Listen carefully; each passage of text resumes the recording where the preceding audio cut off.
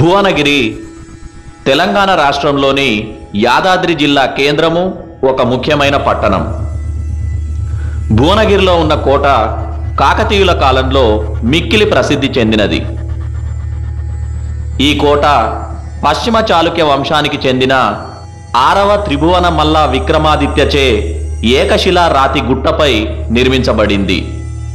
అతని పేరు మీదుగా దీనికి త్రిభువనగిరి అనే పేరు వచ్చింది.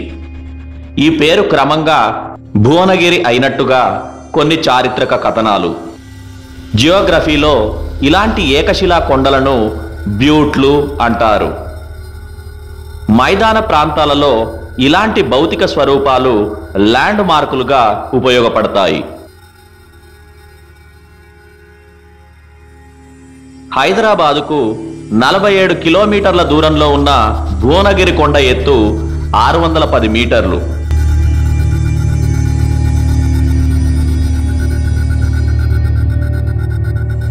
అండాకారపు ఏకశిలా పర్వతం ఈ కొండ. దీన్ని దక్షిణం నుండి చూస్తే తాబేలులాగా, పడమటి నుండి చూస్తే పడుకున్న ఏనుగులాగా కనిపిస్తుంది. ఈ కొండ బాలాఘాట్ పర్వత పంక్తులలోని అనంతగిరి వరుసలలోనిది.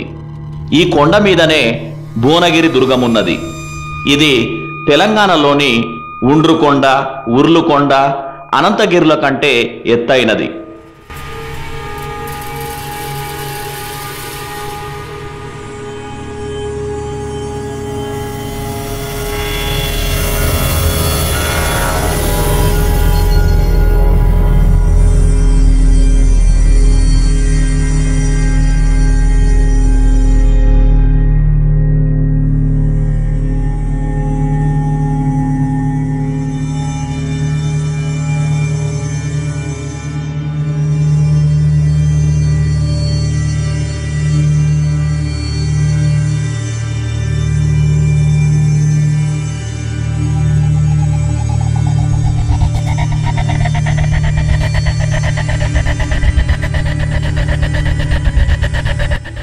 ఈ కోటకు నైరుతి, ఆగ్నేయ దిశల నుండి పైకి వెళ్ళే మార్గాలున్నాయి. ప్రస్తుత మార్గం నైరుతి నుండే ప్రారంభమవుతుంది. ఈ కోట గురించి చరిత్రలో పేర్కొనబడింది చాళుక్యుల కాలం నుండే. భువనగిరి దుర్గం చాళుక్యుల కాలంలోనో కాకతీయుల కాలంలోనో బలమైన దుర్గంగా ఉండి ఉంటుందని సుంకిరెడ్డి నారాయణ రెడ్డి గారు తన తెలంగాణ చరిత్రలో అభిప్రాయపడ్డారు.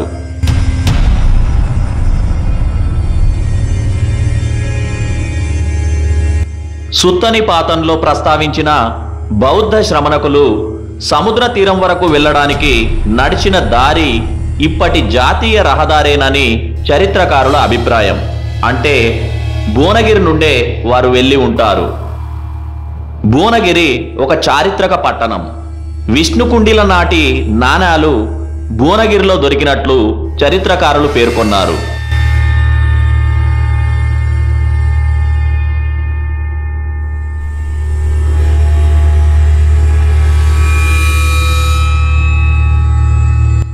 మౌఖిక కథనాల ప్రకారం భువనగిరిలో కోట కట్టాలనుకున్న త్రిభువన మల్లునికి స్థానికులైన గొల్ల దంపతులు ఈ కొండను చూపించారట.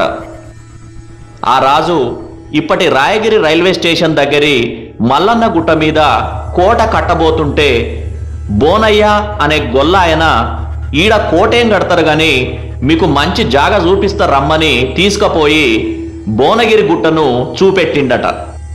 దాని మీద కప్పి ఉన్న తీగల పొద మొదలు హనుమపురం దాకా ఉండెనట. దాన్ని నరికి రాజుకు గుట్ట చూపెడితే రాజు రాయగిరిలో కోట కట్టడాన్ని ఆపి భువనగిరి గుట్ట మీద ఖిల్లా కట్టిండట. రాజు ఇనామిస్తానంటే బోనయ్య తన పేరు, తన భార్య పేరు గిరమ్మ కలిసొచ్చేటట్లు ఊరు కట్టియమన్నాడంట. రాజు తదాస్తన్నాడు. ఇది జానపదుల కథే, దీనికి చారిత్రక సాక్ష్యం లేదు. కానీ భువనగిరి కోటే చరిత్రకు సాక్ష్యం.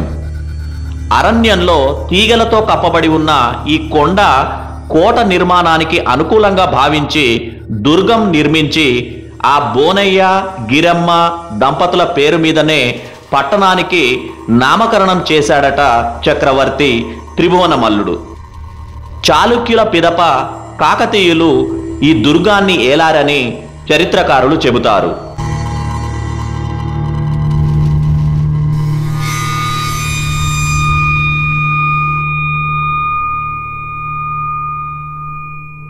సర్వాయి పాపన్న గోల్కొండను గెలిచే ముందర భువనగిరి దుర్గాన్ని స్వాధీనపరుచుకొని తన అపార ధనరాశుల్ని కొండ అంతర్భాగంలోని కాళికాలయంలో దాచిపెట్టాడని, ఈ కొండలో ఇప్పటికీ కనుగొనని అనేక గుహలు సొరంగాలు ఉన్నట్లు చెప్పుకుంటూ ఉంటారు. కొండపైన ఒక శివాలయం ఉంది. కొండ కింద 2 దేవాలయాలు, ఒకటి పచ్చలకట్ల సోమేశ్వరుడు బమ్మదేవర ఆలయం, ఒక మఠం ఉన్నాయి.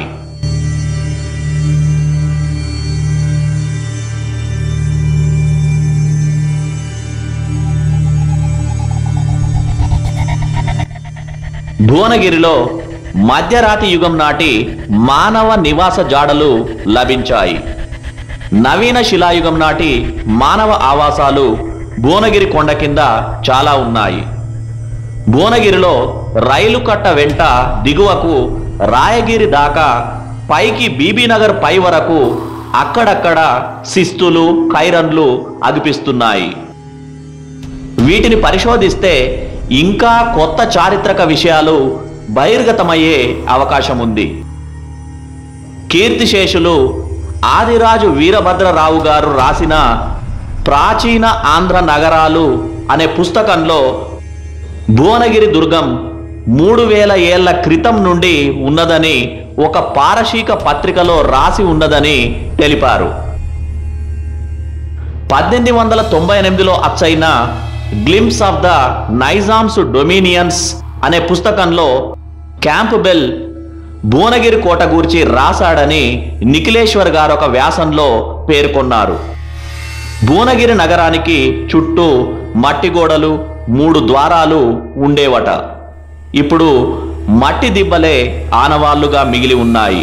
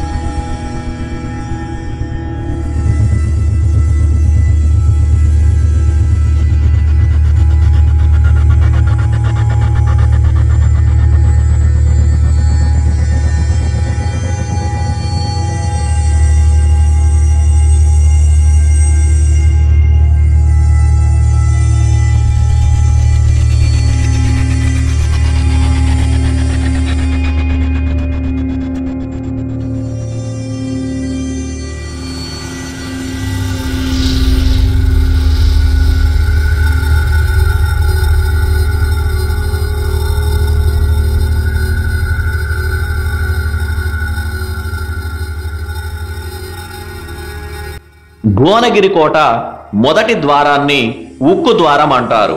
ఈ ద్వారాన్ని నైజాం తన సొంత ఖర్చుతో నిర్మించినట్లు ప్రతీతి. అందువల్ల ఇది కొత్త ద్వారమై ఉంటుంది. క్రీస్తు శకం 1900 ప్రాంతంలో ప్రతి ఉదయం 3 వాద్యగాళ్ళు తమ వాయిద్యాలను వినిపించేవారట. ఈ ప్రవేశ ద్వారం గోల్కొండ కోటలోని బాలాహిస్సార్ మొదటి ద్వారం ఫతే దర్వాజా లాగా ఉంటుంది.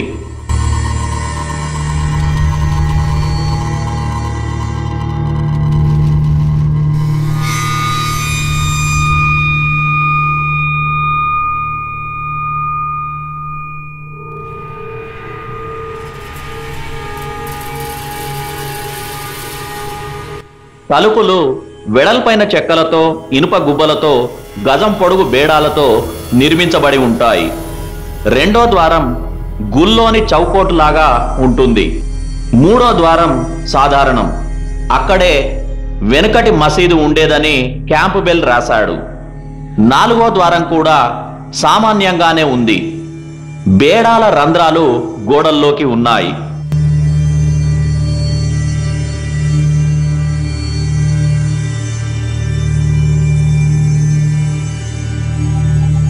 ఈ ద్వారం దాటి పైకి వెళ్తే ఒక కొలను కనిపిస్తుంది.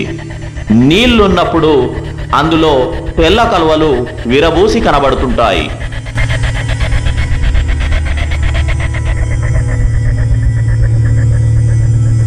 ఎత్తైన గోడలు, విశాలమైన గదులు ఇస్లాం సంస్కృతి నిర్మాణ శైలిలో ఉంటాయి. పైన గచ్చు నమాజుకు వీలుగా మసీదులాగా కనిపిస్తుంది. ఈ అంతఃపురం గోల్కొండ బారదారిని పోలి ఉంటుంది. కోట లోపల ప్రాకారాల్లో ధాన్యాగారాలు, సైనికాగారాలు, గుర్రపు కొట్టాలు ఉన్నాయి. రాజప్రసాదాల కింద ఎన్నో అంతు తెలియని రహస్య శిలాగర్భ మార్గాలున్నాయి. ఈ సొరంగాల తోవలు ఎక్కడికి తీసుకువెళ్తాయో ఎవరూ కనుక్కోలేకపోయారు.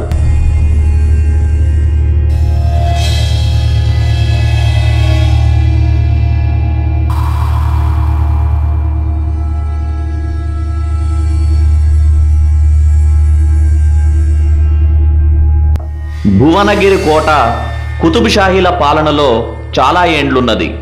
తరువాత 1687లో మొఘలులు గోల్కొండను ఆక్రమించినప్పుడు ఇది వారి ఏలుబడిలోకి వచ్చింది.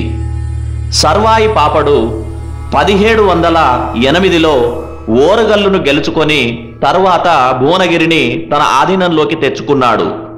అతని వీర మరణం అనంతరం మొఘలులు వారి నుండి అసఫ్ జాహీల పాలన కిందకు వచ్చింది భువనగిరి దుర్గం.